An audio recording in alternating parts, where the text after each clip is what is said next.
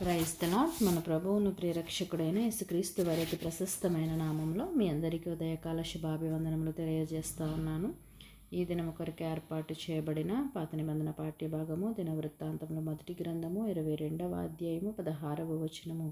నీవు పని పూనుకొనుము, యెహోవా నీకు తోడుగా ఉండునుగాక. ఈ వాక్యమును మనము గమనించినట్లయితే దేవుని మందిర నిర్మాణ పనిని జరిపించలాగున తన కుమారుడైన సొలొమోనును దావీదు ధైర్యపరచుచు ఈ మాటను పలికినట్లుగా మనం చూస్తూ ఉన్నాము. నా ప్రియ సహోదరులారా, నీ జీవితంలో కొన్నిసార్లు నీ శక్తికి మించిన, నీ వయస్సుకు మించిన, నీ జ్ఞానానికి మించిన చేయవలసిన పనులు నీ ముందుంటాయి. అట్టి పరిస్థితుల్లో నీవు భయపడక దేవునికి ప్రార్థించినట్లయితే, ఆయనపై నీవు ఆధారపడినట్లయితే ఆయన నీకు తోడుగా ఉండి నీ పనిని సంపూర్తి చేయగల సామర్థ్యమును, నీ పనిని సంపూర్తి చేయగల సహాయమును, నీ పనిని సంపూర్తి చేయగల సమృద్ధిని నీకు అనుగ్రహిస్తానని ఒక వాక్యము ద్వారా మాట్లాడుతూ ఉన్నాడు.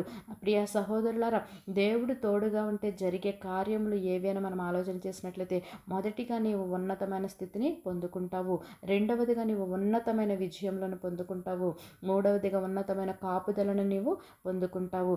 ఎప్పుడైతే దేవుడు నీకు తోడుగా ఉంటాడో, నీవు నీ పనిని ప్రారంభించినప్పుడు ఆయన ఆ పనిలో నీకు ఉన్నతమైన స్థితిని, ఉన్నతమైన విజయాలను, కాపుదలను నీకు అనుగ్రహిస్తానని ఒక వాక్యము ద్వారా మాట్లాడుతున్నాడు.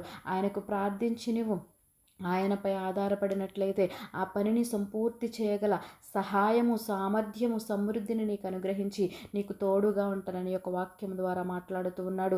దేవుడు నీకు తోడుగా ఉండి ఆయన నీ పనిలో నీకు సహాయము చేయలాగున అట్టి కృప పరిశుద్ధాత్మ దేవుడు మనందరికీ అనుగ్రహించునుగాక. తలలు వంచి ప్రార్థనలో ఏకీభవించవలసిందిగా కోరుచున్నాను. మహోన్నతుడిని మహాగణుడైన మా ప్రియ పరలోకపు తండ్రి, నీ ఘనమైన శ్రేష్టమైన నామానికి స్తోత్రములు చెల్లిస్తా ఉన్నాము. నీవు పని పూనుకొనుము, నేను నీకు తోడుగా ఉంటానని యొక్క వాక్యం ద్వారా మాతో మాట్లాడినందులకు నీకు స్తోత్రములు ప్రభా.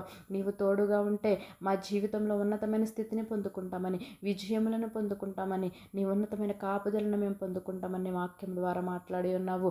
అటువంటి స్థితిని మేమందరము కలిగి జీవించలాగున నీపై ఆధారపడి నిన్ను ప్రార్థించే వారముగా ఉండడానికి సహాయం దయచేయండి. దినదినమ విశ్వాసంలో నూతనమైన చిగురును మేము పొందుకోవడానికి నీ కృపను అనుగ్రహించమని యేసు అతి పరిశుద్ధ నామములో అడిగి వేడుకొనుచున్నాము తండ్రి. ఆమేన్.